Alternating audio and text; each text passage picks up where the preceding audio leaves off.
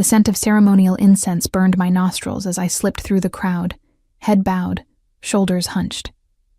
Sandalwood and something darker, blood perhaps, hung in the air like a warning. The great hall of Evernight pulsed with the low rumble of conversation, punctuated by occasional bursts of laughter that felt like spears through my chest.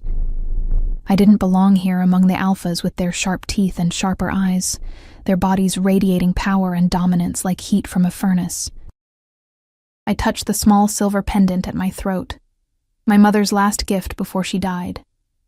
"Remember, Elara," she had whispered, her fingers trembling as she fastened it around my neck. "An Omega's strength lies not in fangs or claws, but here." She had pressed her palm against my heart. "They'll never understand it, but that doesn't make it any less powerful." The cool metal against my skin steadied me now as I moved through the throng, trying to make myself smaller, invisible. But invisibility was a luxury I couldn't afford tonight, not when King Damien himself had commanded the presence of every wolf in the territory for his ascension ceremony. The crowd shifted, and I caught a glimpse of the dais at the front of the hall. 5 thrones carved from ancient oak stood empty, waiting for the royal family. The center throne, larger than the others, adorned with the skulls of fallen enemies and draped in crimson, belonged to him, the Alpha King who had united the warring packs through bloodshed and iron will. A man I had never seen, but whose reputation made even the bravest alphas lower their eyes. "You look like you're planning an escape route," a voice murmured beside me, and I jumped. Eden, my only friend since childhood, smiled at me, her green eyes bright with mischief. Unlike me, with my pale blonde hair and too thin frame, Eden had been blessed with curves and confidence. She was a beta. Not quite an alpha, but not burdened with the curse of Omega blood either. "That obvious?" I whispered back, forcing a smile. Eden squeezed my hand. "Relax. It's just a ceremony. Stand at the back, bow when everyone else bows, and disappear before the feast. No one will notice you." But the way her eyes darted around the room betrayed her unease. We both knew what happened to Omegas who drew attention. My sister Nora had been one of them, taken as a gift for a visiting alpha 3 winters ago. We never saw her again. "Did you hear?" Eden whispered, leaning closer. "They say the king has been unstable since returning from the northern wars. Fletcher told me he executed 3 of his own generals for looking at him wrong." A cold shiver ran down my spine. "Maybe we should—" The great doors at the back of the hall burst open with a thunderous crash. Silence fell instantly, smothering the room like a burial shroud. My heart hammered against my ribs as the royal procession entered. First came the king's younger brothers, twin alphas with matching silver circlets on their brows. Behind them walked an older woman, the king's mother, her face a mask of cold pride. Then the king's sister, beautiful and terrifying, her hand resting casually on the knife at her belt, and then him. King Damien entered, and the air itself seemed to bend around his presence, taller than any man had a right to be, with shoulders broad enough to block out the sun. His hair wasn't black as I'd imagined, but a deep, rich brown, falling in waves to his shoulders, but it was his eyes that stole my breath, amber ringed with gold, like a forest fire contained in human form. He didn't walk. He prowled, each step deliberate, a predator among prey. The crowd parted before him like water breaking against rock. As he passed, alphas who had ruled their own territories for decades dropped to their knees in submission. I felt it then, the press of his power against my consciousness, heavy and demanding. Every Omega in the room would feel it, the instinctive urge to kneel, to bare our throats, to surrender. My legs trembled with the effort to remain standing. The royal family took their places upon the thrones, and the ceremony began. The high priest droned on about sacred duties and bloodlines, about the glory of the 5 territories now united under one crown. I barely heard him. Every fiber of my being was attuned to the man on the center throne, whose presence filled the hall like smoke. Something was wrong with him. I couldn't have explained how I knew, but I felt it, a fracture in his power, a wound beneath the surface of his strength. When he shifted in his seat, I caught a brief grimace of pain, before his expression smoothed into regal indifference once more. "The king calls for the traditional offerings," the priest announced. My blood ran cold. The traditional offerings, gifts from each pack to symbolize their loyalty. Sometimes those gifts were precious metals or rare herbs. Sometimes they were omegas. Pack leaders moved forward one by one, presenting their tributes. I exhaled slowly when the leader of my pack, a grizzled alpha named Thorn, offered a chest of silver and nothing more. The king barely glanced at each gift, his expression growing increasingly distant, almost bored, until the northern pack approached. "My king," their leader said, a hulking brute named Voss, whose reputation for cruelty matched his size. "We bring you the rarest treasure of our lands." He snapped his fingers, and 2 of his men dragged forward a young woman. My stomach clenched. She couldn't have been more than 16, with copper hair and eyes wide with terror. An omega, her fear scent so potent I could smell it from where I stood, unblemished. Voss continued, his voice thick with disgusting pride. Trained in the old ways to serve an alpha's every need, the girl trembled visibly, her gaze fixed on the floor. Something sharp and painful twisted in my chest. Memory and rage and helplessness all tangled together like thorns. "Look at your king, girl," Voss commanded, grabbing her chin. And then several things happened at once. The girl's gaze lifted to the king's face. King Damien leaned forward, suddenly alert, his eyes narrowing. And I moved without thinking. "No!" The word tore from my throat before I could stop it, loud enough to echo through the suddenly silent hall. Every head turned toward me. Eden grabbed my arm, her fingers digging painfully into my flesh, but it was too late. I had done the unthinkable. I had spoken out in the presence of the Alpha King. "Who dares?" The king's voice was deeper than I expected, rumbling like distant thunder. Hands grabbed me, shoved me forward.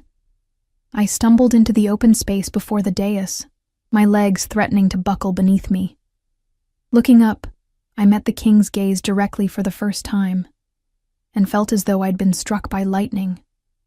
His eyes widened fractionally. Something flashed across his face. Surprise, perhaps, or recognition, though we had never met. For a heartbeat that stretched like eternity, the world narrowed to just the 2 of us, locked in a gaze that seemed to bypass words entirely. Then his expression hardened. "An omega," he said, the word falling like a stone. "Explain yourself before I have your tongue." The hall held its breath. I felt the weight of 100 stares, the suffocating press of alpha power from all sides. My mother's pendant burned against my skin. "The offering is wrong," I said, my voice steadier than I felt. "She's a person, not a gift, not property." Gasps rippled through the crowd, the Northern Pack leader's face contorted with rage. "This insolent bitch! Silence!" The king didn't raise his voice, but Voss's mouth snapped shut as if physically struck. King Damien leaned forward, his gaze never leaving mine. "And what would you suggest I do, little Omega? Refuse the tribute of one of my most powerful allies?" A trap in his words, in the dangerous softness of his tone. One wrong word would mean my death, and possibly the girl's too. I swallowed hard. Accept her as a guest, not a possession. Let her choose her own fate. Murmurs of outrage swept through the hall. The king's sister leaned over to whisper something in his ear, her expression contemptuous as she looked at me. But the king held up a hand for silence, his eyes never leaving my face. "What is your name?" he asked. "Ilara," I answered, fighting the urge to look away. "Ilara," he repeated, as if tasting the word. "You risk much for a stranger." "She's not a stranger," I said, though I had never seen the girl before tonight. "She's one of us." "Us?" One dark eyebrow lifted. "And who might us be?" "Those with no choice but to be brave," I said, the words coming from some well of truth inside me I hadn't known existed. For a moment, something like genuine surprise flickered across his face. Then he leaned back in his throne, a strange smile playing at the corners of his mouth. "Perhaps you're right," he said, his voice carrying to every corner of the stunned hall. "Perhaps my reign should begin with compassion rather than tradition." He turned to the copper-haired girl. "You will be a guest of the palace, with the freedom to determine your own path. This I decree. Relief washed through me so powerfully my knees nearly buckled. The girl looked up, disbelief and the first fragile seeds of hope in her eyes. But the king wasn't finished. He rose from his throne in one fluid movement, and the entire hall dropped to their knees.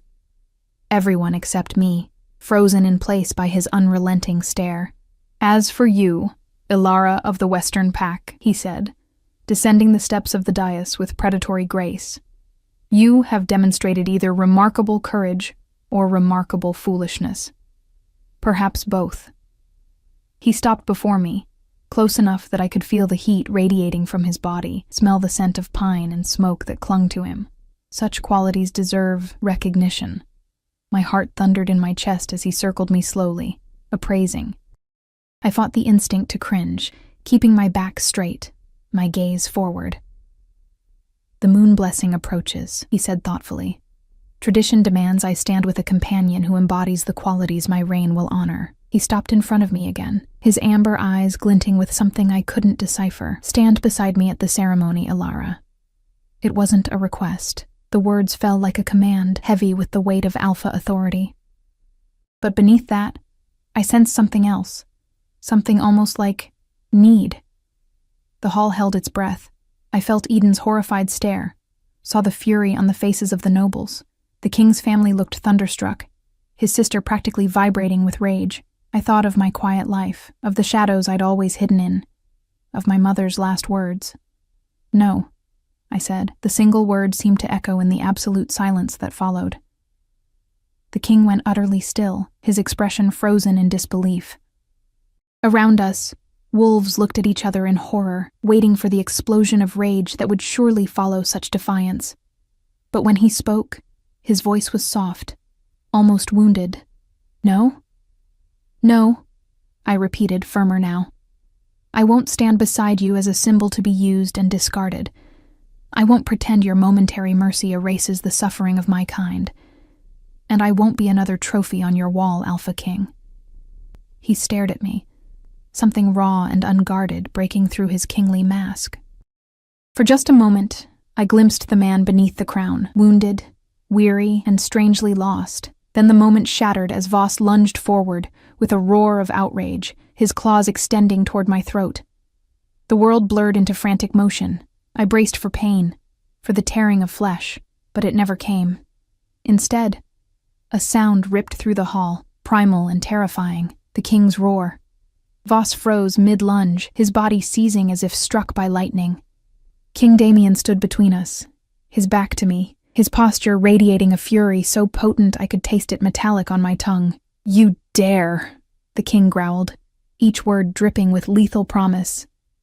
"Raise a hand against someone under my attention in my hall on the night of my ascension." The Northern Pack leader dropped to his knees, his face ashen. "Forgive me, my king." "The Omega insulted." "The Omega," King Damien interrupted, his voice deceptively soft, "spoke her mind when asked a direct question by her king." He tilted his head, studying Voss like a wolf considering where to bite first. "Unless you believe I am incapable of handling insolence without your assistance." "No, my king, never," Voss stammered, sweat beading on his forehead. "Good." The king's smile was all teeth. "Then you won't mind demonstrating your contrition with a blood tithe. 20% of your territory's resources for the next year should suffice." Voss paled further, but nodded rapidly. "Of course, my king. You are most merciful." King Damien turned to me then, his expression unreadable. I expected anger, perhaps even punishment despite his defense. Instead, something else flickered in his gaze. Respect? Curiosity?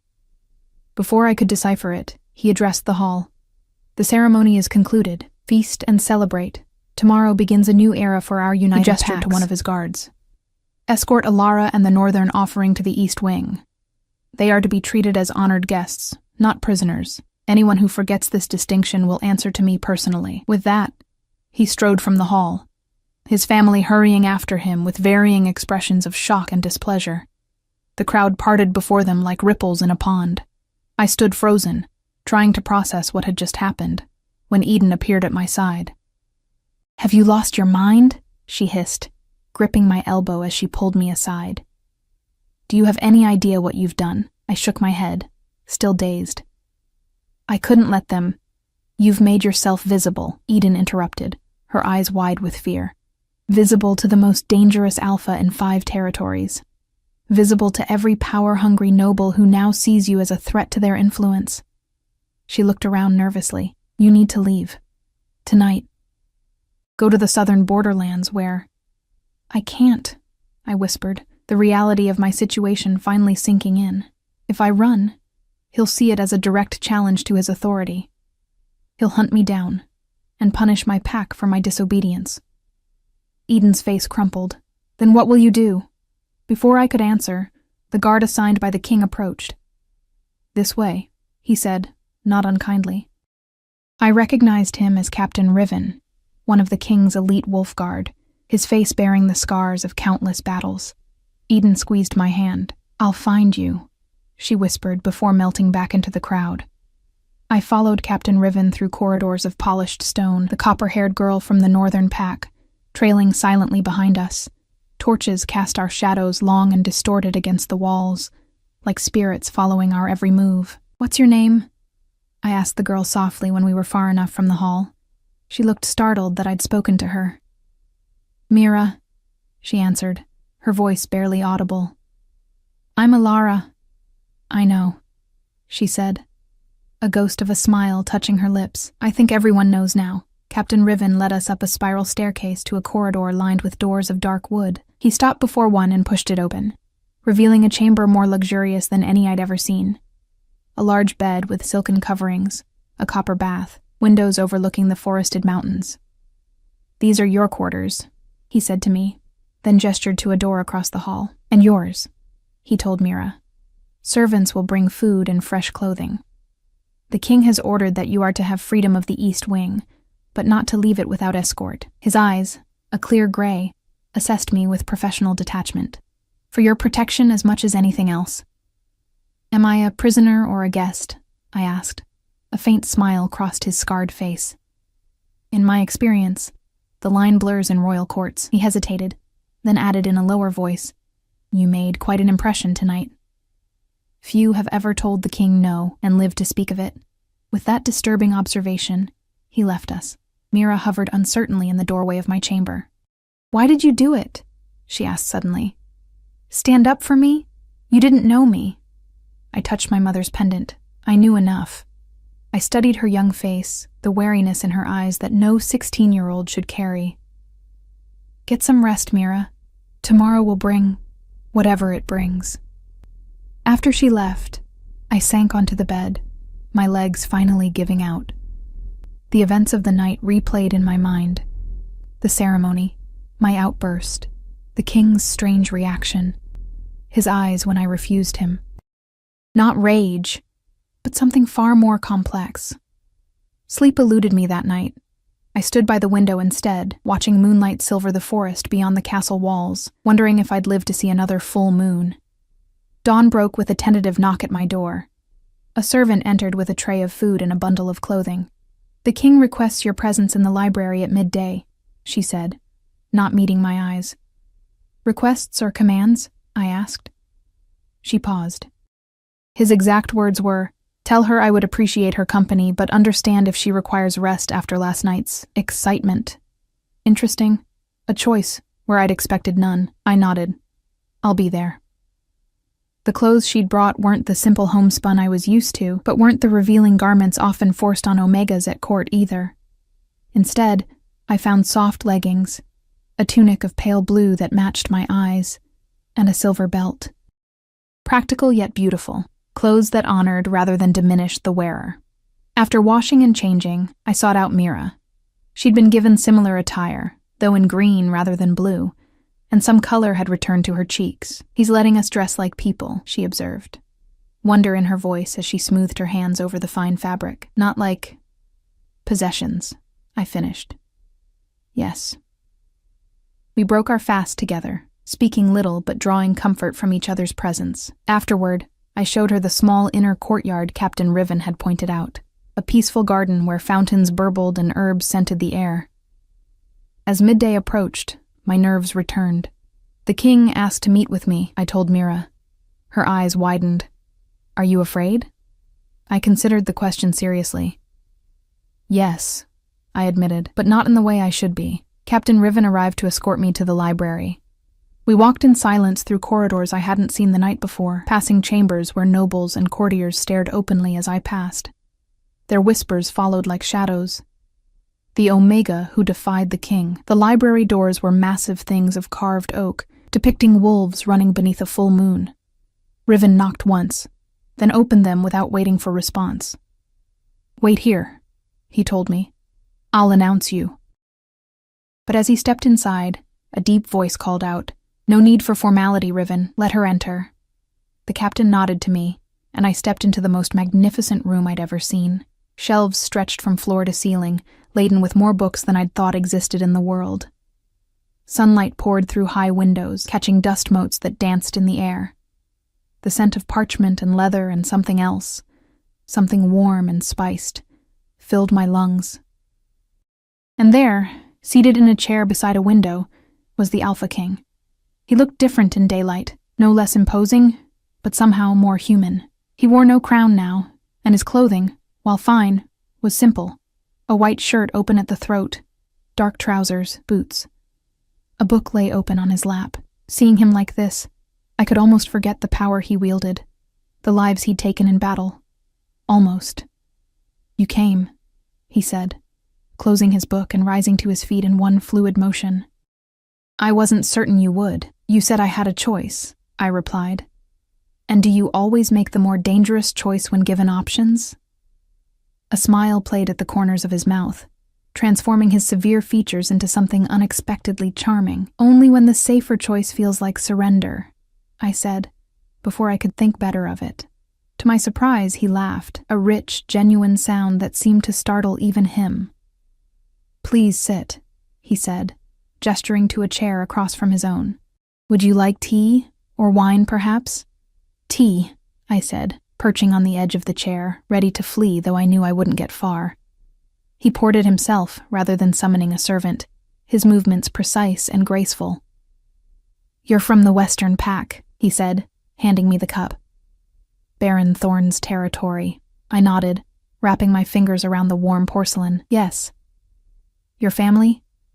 "Dead," I said simply. "My father in the last territorial wars. My mother to fever 3 winters ago. My sister," I swallowed hard, "taken as an offering to a visiting alpha from the south." Something darkened in his eyes at that. "I see." Silence stretched between us, not entirely uncomfortable. He studied me openly, his amber gaze thoughtful. "Why did you refuse to stand with me at the ceremony?" he asked finally.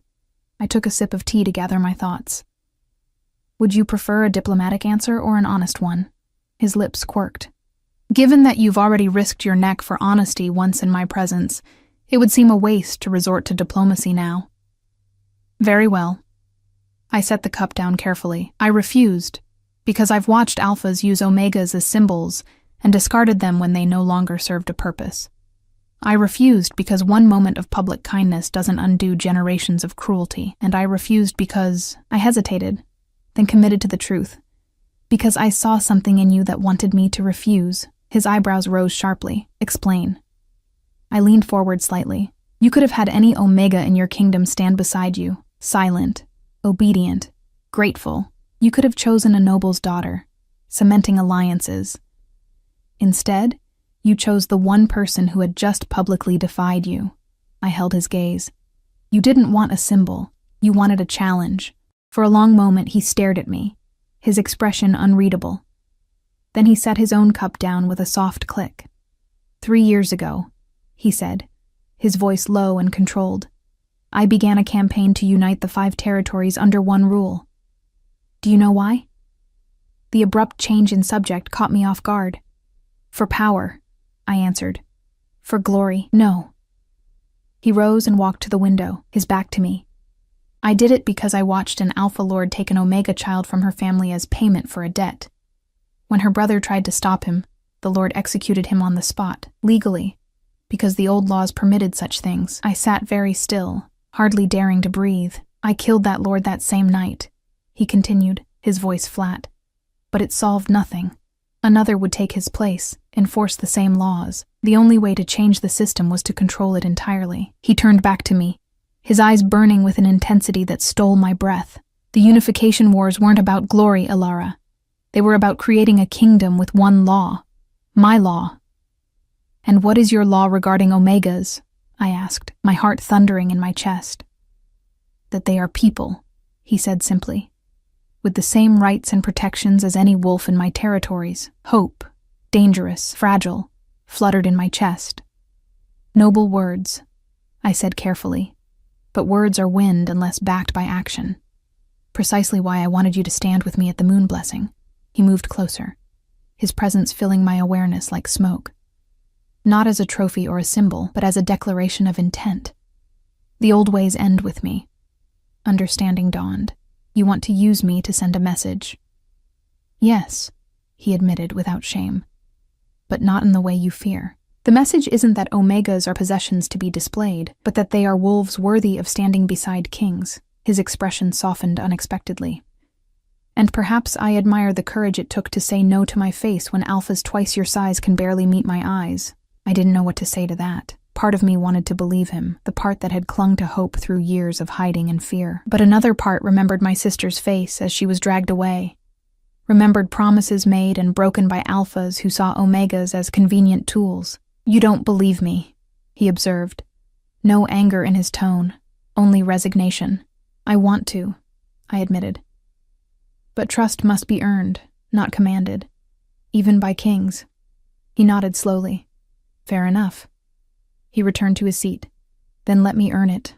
Ask me anything. I will answer truthfully. I studied him, searching for the trap. Finding none, I asked the question that had burned in my mind since the night before. Why did you look pained during the ceremony? Before I spoke out. You were hurting. Surprise flickered across his face, quickly masked. You noticed that? I notice things others miss, I said simply. He was silent for a long moment, and I thought he wouldn't answer. Then he unfastened the top buttons of his shirt and pulled the fabric aside to reveal a massive wound across his shoulder and chest. Partly healed, but still angry red, the flesh puckered and scarred. Northern assassin, he said matter-of-factly. Poisoned blade. I should have died, but... He shrugged, wincing slightly at the movement. I'm difficult to kill. Does anyone else know? I asked, horrified by the severity of the wound. My personal physician, Captain Riven. And now you. His eyes held mine. The kingdom is still too fragile to know its king is vulnerable. The admission stunned me, that he would show such weakness to an Omega who had publicly defied him, when he hid it from his own court. Why show me this? I whispered. Because you asked for truth, he said simply.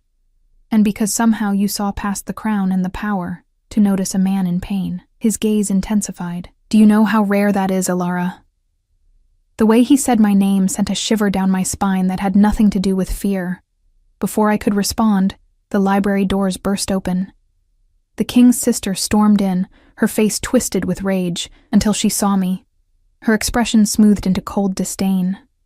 Brother, she said, her voice dripping with false sweetness. I didn't realize you were... entertaining. The king straightened, his shirt falling back into place to conceal his wound. The vulnerable man I'd glimpsed moments before vanished behind a mask of royal authority. Selena, he said, his voice cooling several degrees. You know better than to enter without announcement. The princess's gaze flickered between us, calculation in her eyes. Forgive me. Court matters require your attention.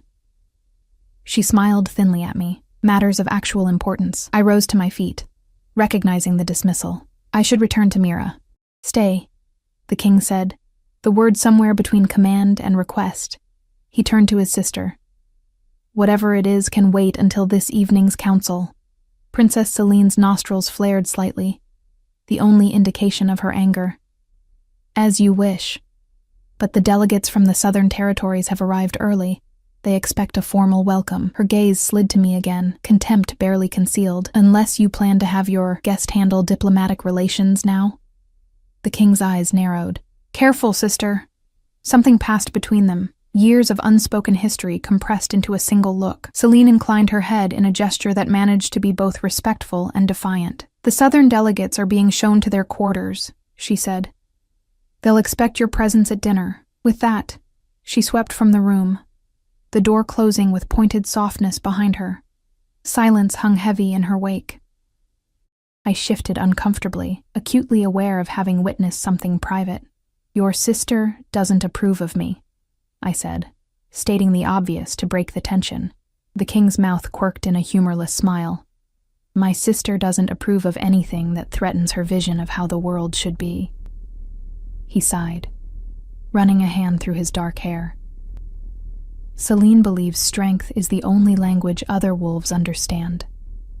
In her mind, my interest in you undermines that strength." "Is that what this is? Interest?" The question slipped out before I could stop it. His eyes locked with mine, intensity radiating from him like heat from a flame. "What would you call it?" I swallowed hard. "I don't know." And I couldn't begin to understand why the Alpha King would spend even a moment of his time with an Omega who had defied him publicly. He seemed about to say something else when Captain Riven appeared at the door. "My king," he said, bowing slightly. "Forgive the intrusion, but there's a situation requiring your attention." The king's expression shifted, alert now. "Speak plainly, Riven. A border dispute between the western and northern packs has escalated. Baron Thorn requests your intervention before blood is shed." Riven's eyes flicked briefly to me. "It seems Voss's men have crossed into western territory, claiming it as part of the blood tithe you demanded." My stomach clenched with dread. "My pack, my home, threatened because of my actions." The king cursed under his breath, then turned to me. "I must attend to this. Let me come with you," I said urgently. "Those are my people." Surprise flashed across his face, followed by something like approval. "Very well. But you stay by my side, and speak only when I indicate you may." When I opened my mouth to protest, he added, "This isn't about your status, Ilara. It's about keeping you alive in a room full of angry alphas looking for someone to blame." I nodded reluctantly, recognizing the truth in his words. Within the hour, we were in the council chamber, a circular room with a massive round table at its center. Maps of the territories were spread across the polished wood, weights holding down the corners. Baron Thorn stood on one side, his weathered face grave. Opposite him, Voss seethed, flanked by two of his pack lieutenants. All conversation ceased when the king entered with me at his side. Shock rippled through the assembled alphas, followed swiftly by calculation as they reassessed the situation. "My king," Baron Thorn said, bowing deeply. His eyes widened slightly when he noticed me, but he gave no other indication of surprise. "Majesty," Voss growled, barely inclining his head, his eyes fixed on me with naked hatred. "I understand there's a dispute regarding boundaries," the king said, taking his place at the head of the table. He gestured for me to stand slightly behind him, visible but protected. "There is no dispute," Voss snarled. "You commanded a blood tithe. I am claiming fertile hunting grounds as part of that payment. Hunting grounds that have belonged to the Western Pack for generations," Baron Thorn countered, his calm voice belying the tension in his stance. "Grounds where our pups train and our elders gather healing herbs. Perhaps," the king said, studying the map, "you could clarify exactly which lands you're claiming, Voss." The Northern Alpha jabbed a finger at the map, circling a large swath of forest along the shared border. "This entire region," Baron Thorn shook his head. "That includes our sacred groves and 3 settlements, nearly a quarter of our territory. Far more than the 20% tithe. The lands are worth exactly what I owe," Voss insisted. "Unless you'd prefer I pay in other ways."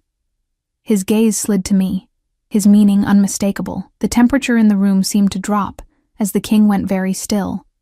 When he spoke, his voice was soft, the kind of softness that preceded violence. "Are you threatening to take my subjects as payment, Voss?" The Northern Alpha must have finally sensed the danger, because he backpedaled quickly. "Of course not, my king. I merely meant—" "I know precisely what you meant." King Damien straightened, power radiating from him in tangible waves. "The blood tithe will be paid in gold, silver, and furs. Not land, not people. Never people." He pointed to a much smaller region on the map. This hunting ground here, uninhabited, no sacred sites, will satisfy a portion of your debt. The rest will be delivered in quarterly shipments of goods. Voss's face contorted with barely suppressed rage. That is barely a tenth of what— It is what your king decrees, Damien cut in, his voice like the edge of a blade, unless you wish to challenge my judgment. The air crackled with tension. For a moment I thought Voss might actually be foolish enough to challenge the king. Then slowly, the Northern Alpha lowered his eyes. As you command, he muttered. Good. The king turned to Baron Thorn. Is this arrangement acceptable to the Western Pack? The Baron nodded, relief evident in his posture. More than acceptable, my king. Thank you for your wisdom. Then it's settled. The king rolled up the map with an air of finality. Captain Riven will accompany surveyors to mark the new boundaries tomorrow. He fixed Voss with a hard stare. Any further misunderstandings regarding the blood tithe will be considered direct defiance of the crown. Is that clear? Voss nodded stiffly. Excellent. You're all dismissed. The king's tone left no room for argument. As the alphas filed out, Baron Thorn lingered, his gaze finding mine. Concern etched his features. Not for himself, I realized, but for me. I gave him a small nod, trying to convey that I was unharmed. He returned the gesture before departing. When the room had emptied, I released a breath I hadn't realized I'd been holding. You handled that well, the king observed. I didn't do anything, I pointed out. Precisely. A smile touched his lips. You didn't rush to defend your pack. Didn't make emotional appeals that would have undermined my authority. You trusted me to be fair. Had I? The realization unsettled me. Somehow, in the space of a day, I'd begun to trust the most dangerous alpha in 5 territories. Your Baron seems a decent man, the king continued, gathering the remaining maps. He cares for his people. All his people, I think, even the Omegas. He's been fair, I acknowledged. Better than most. After my parents died, he ensured I had work in the pack kitchens, though many thought it a waste to feed an orphaned Omega. The king's expression darkened. Such attitudes will change. He paused, studying me. You miss your home. It wasn't a question, but I answered anyway. Yes, though there's little left for me there now. What would you have if you could choose your own path? He asked suddenly. The question caught me off guard. No one had ever asked what I wanted before. I would learn, I said after a moment. Read every book I could find, understand the history of our kind, the way things were before Alphas ruled and Omegas served. I gestured to the maps. I would see the territories, not just hear about them. I trailed off, embarrassed by my own boldness. You would what? He prompted gently. I would make a difference, I finished quietly. Ensure no Omega child ever fears being taken as a gift again. Ensure no Alpha believes strength gives them the right to harm those weaker than themselves. Something kindled in his amber eyes. Respect, perhaps. Or recognition. Noble ambitions, he said softly, and not so different from my own. Before I could respond, a commotion erupted in the corridor outside. The door burst open, and Eden rushed in, her face streaked with tears. Captain Riven followed, looking apologetic. She insisted it was urgent, my king. Ilara! Eden cried, spotting me. Thank the moon you're alive. I've been trying to reach you since last night. The king raised a hand, silencing Riven's apologies. What's happened? He asked Eden directly. She hesitated, clearly torn between her urgency and her fear of addressing the Alpha King without permission. It's Mira, she said finally. The Northern Omega. She's missing. Ice flooded my veins. What do you mean, missing? I went to visit you both after the council was called. Eden's words tumbled out in a rush. The guards said you'd gone with the king, but Mira wasn't in her chamber. I searched the east wing, the gardens. She's nowhere. The king turned to Riven. Seal the castle. No one enters or leaves until the girl is found. Yes, my king. The captain bowed and hurried out, already barking orders to the guards outside. When was she last seen? The king asked Eden. The servants brought her midday meal. Eden answered. No one has seen her since, which meant she'd disappeared while I was with the king in the library. My chest tightened with guilt. We need to find her quickly, I said, dread coiling in my stomach. If Voss took her, Voss has been in the council chamber with us, the king said grimly. But that doesn't mean he couldn't have ordered others to act on his behalf. He turned to Eden. Show me where you've already searched. As we hurried through the corridors, following Eden's lead, the king kept pace beside me. You believe Voss is responsible? He asked, his voice low enough that only I could hear. Who else would dare? I countered. He offered her as a gift. You rejected it in favor of treating her as a person. To an alpha like Voss, that's not just a political insult.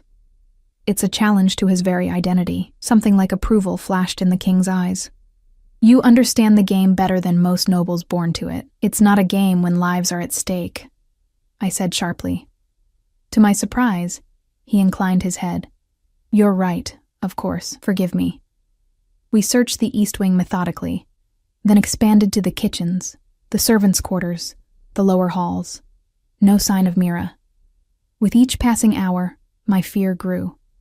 A young Omega alone in a castle full of alphas. The possibilities were too horrific to dwell on.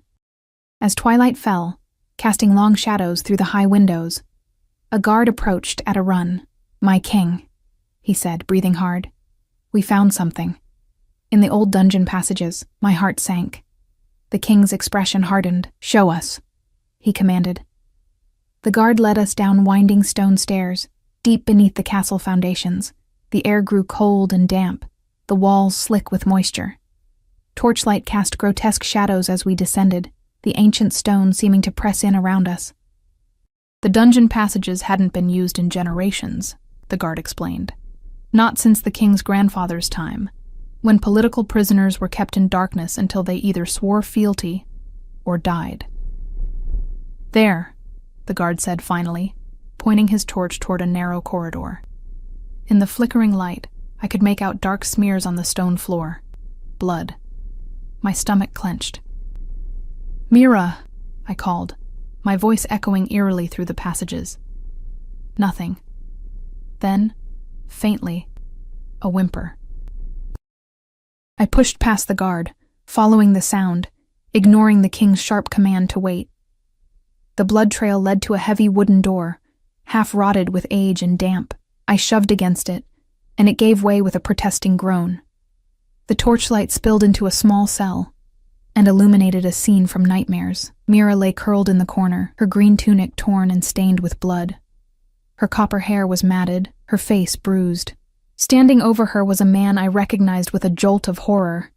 Lord Karas, the king's cousin and advisor, a beta known for his ambition. He whirled at our entrance, a knife gleaming in his hand. Stop, the king roared, pushing past me into the cell. But Karas only smiled, a cold, calculated expression that sent chills down my spine. Too late, cousin, he said. The message has been sent. What message? Damien demanded, his body coiled with lethal intent. That Omegas who forget their place suffer, Karas spat. That kings who coddle them appear weak. That the old ways will not die so easily. My attention fixed on Mira, who had opened her eyes at the sound of voices. Help her, I pleaded to Eden, who had followed us down. My friend slipped past the confrontation to kneel beside the injured girl. Karas laughed, an ugly sound in the grim chamber. Always concerned for others, never yourself. How very Omega of you, Ilara. The way he said my name made my skin crawl. But your concern is misplaced. The girl was just bait. Bait? The king repeated, advancing slowly on his cousin. For what purpose? To draw you here, of course. Karas's smile widened. You and your Omega pet. 2 birds, 1 stone. It happened so quickly I barely saw it. Karas lunged, not at the king as I expected, but at me, knife aimed for my heart. I stumbled backward, knowing I couldn't escape in time. A blur of motion, a snarl of rage, and the king was between us, catching Karas's wrist in a grip that made bones crack. The knife clattered to the floor. You dare, the king growled, his voice barely human. Conspire against your king, against those under my protection? Karas, despite his pain, managed a sneer. I'm not alone, cousin. Many believe as I do. The throne belongs to those who uphold the old ways, not to those who would elevate Omegas above their station. Who? The king twisted Karas's arm, drawing a cry of pain. Who stands with you? But Karas only laughed. a sound edged with madness. Kill me and find out. My death will be the signal. The revolt has already begun. As if summoned by his words, the clash of steel and shouts of combat echoed from above. The king's expression hardened into something terrible and cold. Get them out, he ordered the guard, nodding toward Eden and Mira. Take them to the safe room behind the throne chamber. No one enters but me or Captain Riven. The guard nodded, moving to help Eden lift Mira from the floor. And her? Karis taunted, jerking his chin toward me. Will you protect your precious Omega pet as your kingdom falls around you? The king's response was to slam his cousin against the stone wall, holding him there with one hand around his throat. You will answer for this treachery, he growled, his voice thick with fury. But first you will tell me who else conspires against the crown. Karis's eyes bulged as he clawed at the king's grip, but his mouth remained stubbornly closed. I approached cautiously. Damien, I said, the first time I'd used his name rather than his title. We don't have time for this, if there truly is a revolt. His gaze flickered to me, something savage and primal in his eyes. But he released Karis, who slumped to the floor gasping. Bind him! The king ordered the second guard who had accompanied us. When this is over, he faces trial for treason. As the guard secured Karis with iron manacles, the king turned to me. You should go with Eden and Mira. No, I said firmly. I won't hide while others fight a battle that began with my defiance. This isn't about your defiance, he countered, his voice lowering so the others couldn't hear. It's about change, and those who fear it. It was always coming, Ilara. You merely gave them a convenient focus for their hatred. Before I could respond, Captain Riven appeared at the cell doorway, his uniform splattered with blood, a fresh cut across his cheek. My king, he said grimly. We're under attack. Lord Voss and his men, supported by a faction of your own court. They've taken the main hall and eastern battlements. Casualties? The king asked, already striding toward the door. 12 of the Wolf Guard, unknown number of staff. They're targeting anyone loyal to you, and any Omegas they find. My blood ran cold. The Omegas in the castle are being gathered in the kitchens for protection, Riven assured me. I ordered it when the fighting began. Relief washed through me, but was quickly replaced by a new fear. The Western Pact delegates, Baron Thorn. Fighting alongside us, Riven said, a note of surprise in his voice. He rallied his people the moment Voss's men attacked, said something about honoring their Omega's courage. Pride swelled in my chest. I hadn't expected such loyalty from my pack. Had always felt like an outsider, tolerated rather than valued. Perhaps I'd been wrong. We climbed quickly from the dungeons, the sounds of battle growing louder with each step. When we reached the main corridor, chaos greeted us. Guards clashed with armed nobles. Servants ran for cover. Smoke filled the air from somewhere distant. They set fire to the eastern wing, Riven explained, leading us through a servant's passage to avoid the worst of the fighting, trying to flush out anyone hiding there. The library, I gasped, thinking of all those precious books, the knowledge that could be lost. The King's Guard were securing it when I came to find you, Riven assured me. The king moved like a predator through the passages, every sense alert. How many fight against us? He asked. Perhaps 50 of Voss's men, twice that many from the court itself, mostly younger sons of noble houses, those who stood to gain under the old ways. And for us? The Wolf Guard remains loyal, those who survived the initial attack. Most of the castle staff. The Western delegates, as I said. And the Southern contingent has taken up arms in your defense. That surprised me. The Southerners? But they only just arrived. Riven's mouth quirked in a grim smile. Apparently, their new leader has strong opinions about the treatment of Omegas. When he heard what the revolt was about, he didn't hesitate. We emerged into a small antechamber near the throne room. The king paused, turning to me. I want you to stay here with a guard. This isn't your battle. It became my battle the moment Karis used Mira as bait, I countered. The moment they targeted Omegas throughout the castle. I won't cower while others die fighting for what I believe in. Something complicated crossed his face. Frustration, admiration, fear. I can't protect you in the midst of battle, Ilara.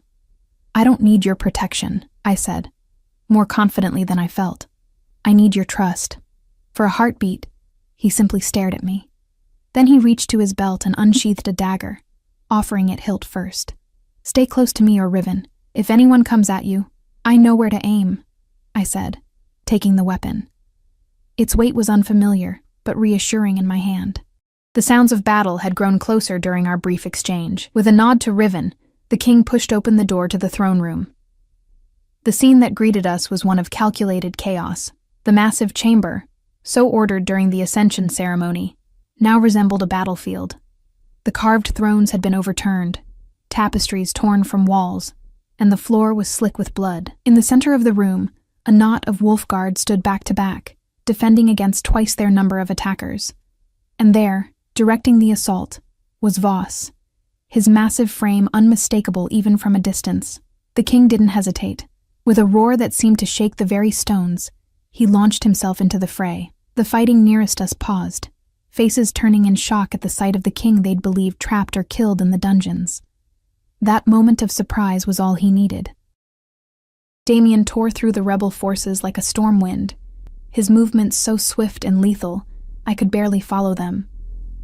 Where he passed, enemies fell, some dead before they hit the floor, others scrambling to retreat. Captain Riven pushed me behind a fallen section of column. "Stay here," he ordered. "I must join my king." Without waiting for my response, he too plunged into the battle, cutting a path toward the surrounded wolf guard.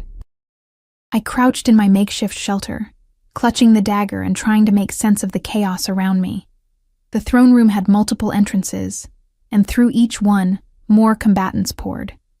Some wearing the silver wolf emblem of the king's forces, others with northern pack insignia or no markings at all. My attention fixed on Damien, who had nearly reached Voss. The northern alpha saw him coming and roared a challenge, shoving aside his own men to meet the king in single combat. They clashed like thunderclouds, alpha power rolling off them in waves so potent I could feel it even from a distance. Voss had size and raw strength on his side, but Damien moved with deadly precision, each strike calculated and controlled. So focused was I on their battle that I didn't notice the approach of danger until a shadow fell across me. I looked up to see one of Voss's lieutenants, a scarred alpha with hate in his eyes. "Here's the cause of all this trouble," he snarled, reaching for me. I didn't think, just moved, the dagger in my hand slashing upward as my mother had once taught me in secret. The blade caught him across the forearm, drawing a line of crimson. He howled in pain and surprise, staggering back. "You'll die for that, Omega bitch," he growled, recovering quickly and drawing his sword. I scrambled backward, knowing the dagger was no match for his longer weapon. My back hit the wall, nowhere left to retreat. The lieutenant smiled cruelly, raising his sword for a killing blow, only to freeze, a look of shock crossing his face as the tip of a blade erupted from his chest. He toppled forward, revealing Baron Thorn standing behind him, bloodied sword in hand.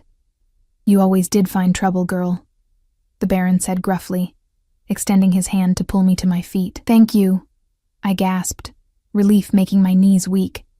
He nodded toward the center of the room, where Damien and Voss still battled. "Your king fights well, but he's wounded. Can't you see it?" I looked closer and realized with a jolt of fear that the Baron was right. Damien's movements, while still lethal, had slowed. Blood darkened the left side of his shirt, the same side as the assassin's wound he'd shown me earlier. The injury had reopened in the heat of battle. Voss had noticed too. He pressed his advantage, forcing Damien back step by step toward the dais where the thrones had stood. "We have to help him," I said urgently. Baron Thorn shook his head.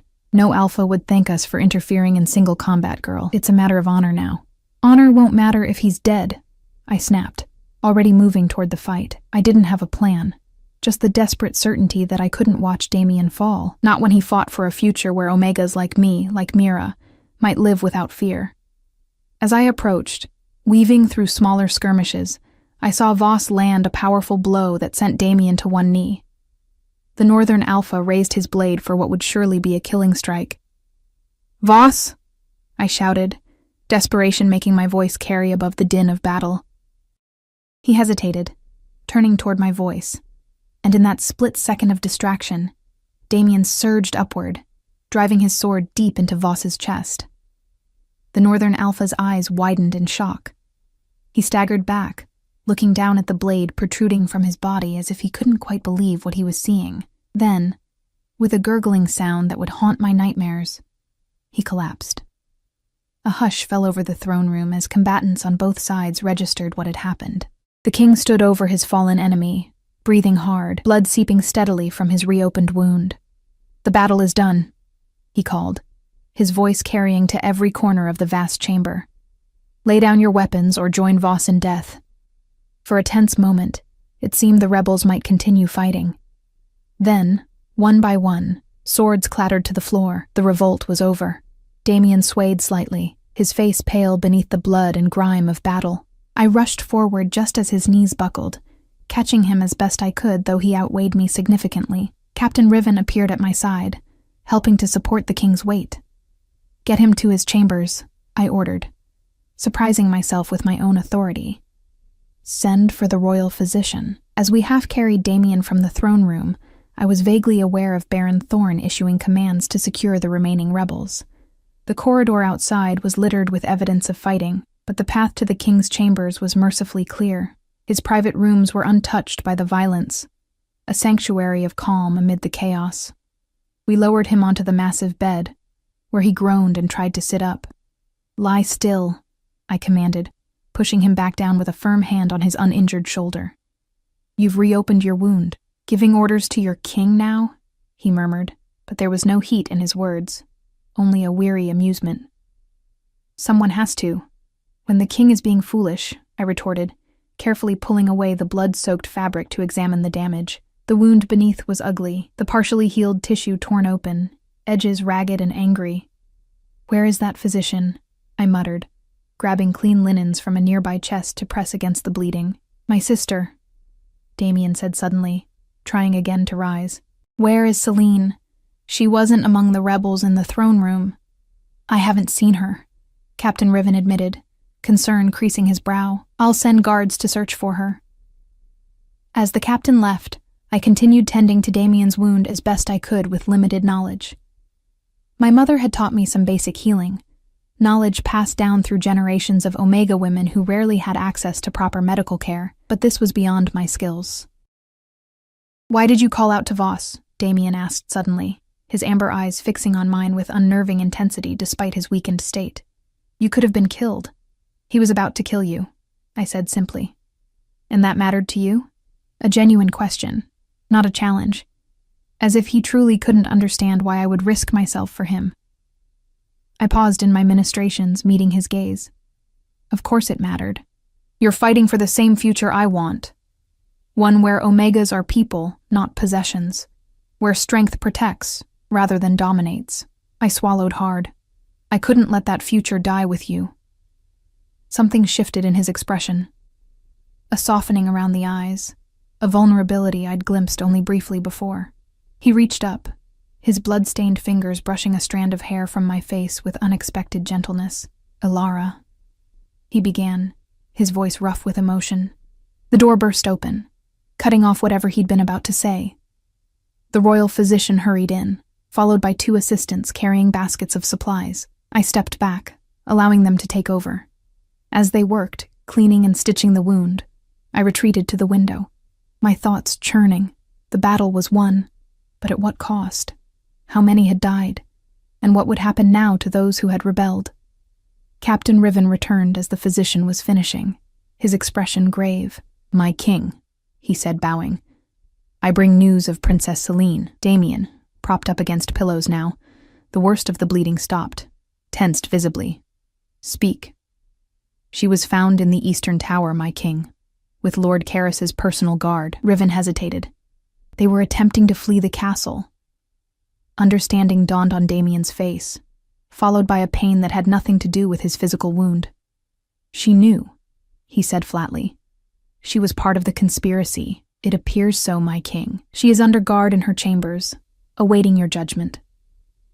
Night had fallen by the time the physician finished his work and departed, leaving strict instructions for the king to rest. Outside the window, torches illuminated the castle grounds where the dead were being gathered for burial rites.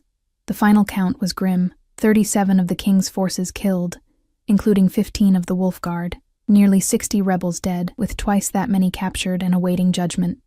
Damien insisted on sitting up despite the physician's orders, his face tight with pain, but his eyes clear and focused. "You should rest," I told him, pouring a cup of the medicinal tea the physician had left. "There's too much to be done," he said, though he accepted the cup with a nod of thanks. "The wounded to tend to, the dead to honor, the living to judge." I sat beside him on the edge of the bed, suddenly exhausted now that the immediate danger had passed. "Judge them tomorrow. Tonight, heal." A ghost of a smile touched his lips. "More commands from my Omega?" The casual possessive sent an unexpected warmth through me. My Omega. As if I belonged with him, to him, in a way that had nothing to do with status or tradition. "Someone needs to counterbalance your stubborn alpha nature," I replied, matching his tone. His smile faded as he studied my face. "You fought today," he said. "Not just Voss's lieutenant. You fought for a future you believe in." "As did you," I pointed out. "Yes, but I'm a king. It's expected that I would fight for my vision of the kingdom." He reached out, his fingers brushing mine where they rested on the bed cover. "You had no obligation. You could have hidden, could have fled when the fighting began. No one would have blamed an Omega for seeking safety. That's exactly why I couldn't hide," I said softly. "Because everyone expects Omegas to be helpless, to need protection. Someone had to stand and say, 'No more.'" His fingers closed around mine, warm and calloused from years of wielding weapons. "Like you stood in the Great Hall and said no to me." "Like that," I agreed, not pulling my hand away. We sat in companionable silence for a moment, the distant sounds of the castle's recovery filtering through the closed door. "What will happen to them?" I asked finally. "The rebels." "Princess Celine." Pain flashed across Damien's face at the mention of his sister. "The common soldiers will be given a choice. Swear fealty to me and my laws regarding Omegas, or exile. The noble conspirators face harsher judgment. Treason is typically punishable by death." "And your sister?" He looked away, his profile sharp against the firelight. "I don't know," he admitted, his voice barely audible. "She's the only family I have left who—" He trailed off, but I understood. The only family he truly cared for. "She betrayed you," I said gently. "But perhaps there's a way forward that doesn't end in more bloodshed." He turned back to me, something like hope kindling in his amber eyes. "You would advocate mercy, even knowing she supported those who would keep Omegas as property?" "Not mercy without justice," I clarified. "But death creates martyrs. Exile creates enemies who may return. Perhaps there's another way to make her understand what you're fighting for, what I'm fighting for." Before he could respond, a knock came at the door. Captain Riven entered, followed by Baron Thorn and a tall, dark-skinned man I didn't recognize, though the southern style of his clothing and the deference with which the others treated him suggested he must be the Southern Territory leader. "Forgive the intrusion, my king," Riven said, "but there are matters requiring immediate attention." Damien straightened, instantly shifting from the vulnerable man I'd been speaking with to the Alpha King. "Of course." "Baron Thorn, I owe you and your pack a debt for your loyalty today." The Baron bowed. "You've treated our Omega with respect, my king. That earned our allegiance more surely than any treaty." Warmth bloomed in my chest at his words. Our Omega. Not the Omega, but theirs. Claimed and valued. "And you must be Lord Nazir of the Southern Territories," Damien continued, addressing the stranger. "Captain Riven tells me you and your people fought for my cause without hesitation." The Southern Alpha inclined his head. "Your reputation preceded you, King Damien. We in the South have already begun reforms regarding the treatment of Omegas. When we heard the Northern rebels opposed such changes, our choice was clear. I studied Lord Nazir with new interest. The Southern Territories were known for their progressive attitudes, but I hadn't realized those extended to Omega rights. Still, I thank you," Damien said. "Now, what matters cannot wait until morning." The three men exchanged glances. "The captured rebels are demanding to speak with you," Riven explained. They claim they acted to prevent the corruption of natural order and wish to plead their case before the court. And Princess Celine has requested an audience, Baron Thorn added. She says she has information vital to the kingdom's security. Damien's expression hardened. She'll speak to me alone first. If her information proves valuable, perhaps it will mitigate her punishment. There's more, Lord Nazir said, his deep voice grave. Word of today's events has spread beyond the castle walls. Delegations from all 5 territories are gathering in the city, demanding to know if the rumors are true, that the Alpha King intends to grant Omegas equal standing under the law. Not just equal standing, Damien said firmly. Equal protection, equal opportunity, equal voice. His gaze flickered to me. It seems the time for half measures has passed. The moon blessing tomorrow night will be the perfect occasion to make my intentions clear to all. The moon blessing. I had nearly forgotten. The ceremony where the new king would formally establish the guiding principles of his reign, binding himself and his descendants to uphold them. You still intend to hold the blessing after today's violence? Baron Thorn asked, surprised. Especially after today's violence, Damien replied. The people need reassurance that the kingdom stands strong, that their king is not weakened by rebellion. His eyes found mine again, and I still need someone to stand beside me. The room fell silent, all eyes turning to me. I felt the weight of the moment, the history poised to pivot on my response. I'll stand with you, I said quietly, but not as a symbol or a statement. As myself, an Omega who demands respect, not because a king grants it, but because it is my birthright as a person. Damien's smile was slow and genuine. I would have it no other way. The men departed shortly after, leaving us alone once more. Exhaustion pulled at me, the events of the day catching up in a rush that made my limbs heavy. You should rest, Damien said, echoing my earlier words to him. There's a chamber prepared for you next door. I nodded, rising to leave, but he caught my hand. Elira, he said, his voice soft but intense. What you did today, calling out to Voss, risking yourself, no one has ever... He seemed to struggle for words, unusual for a king accustomed to commanding with ease. Thank you, he finished simply. I squeezed his hand gently. We fight for the same future, Damien. Today was just the beginning. Sleep claimed me almost instantly when I reached my chamber, but it was restless, filled with dreams of battle and blood. I woke before dawn, disoriented until memory returned in a rush. The rebellion. Damien's wound. My promise to stand with him at the blessing. Unable to return to sleep, I dressed and made my way to the small courtyard garden I'd visited with Mira the day before. Was it only yesterday? It felt like a lifetime had passed. To my surprise, Eden was there, sitting beside a small fountain where water trickled over smooth stones. Elira. She rose at my approach, pulling me into a fierce embrace. I've been so worried. I'm all right, I assured her, returning the hug. How is Mira? Recovering. The royal physician tended to her after seeing to the king. Her wounds were mostly superficial, meant to frighten rather than kill. Eden led me to the bench beside the fountain. Everyone's talking about what happened, how you called out during the king's battle with Voss, how you helped carry him from the throne room afterward. I shifted uncomfortably. I did what anyone would have done. Eden shook her head. Not anyone. You. She studied my face with knowing eyes. He cares for you, the king. He cares for his vision of the future, I corrected, though my cheeks warmed.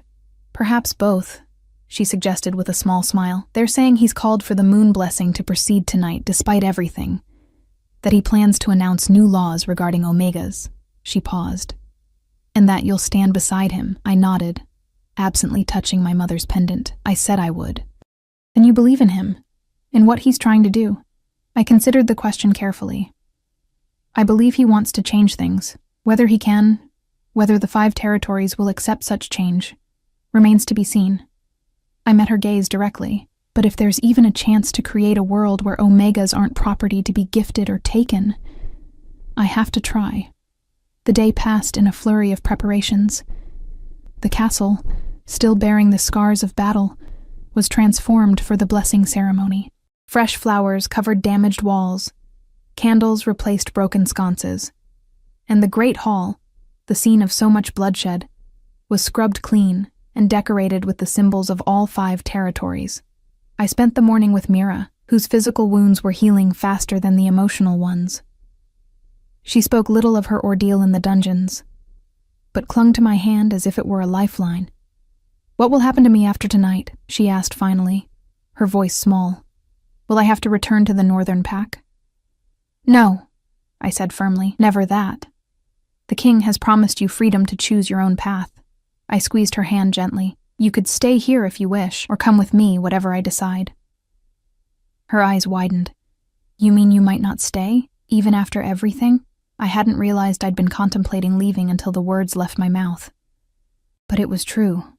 Despite the connection I felt to Damien, despite my belief in his cause, I wasn't certain the castle was where I belonged. "I don't know yet," I admitted. "First, we get through tonight."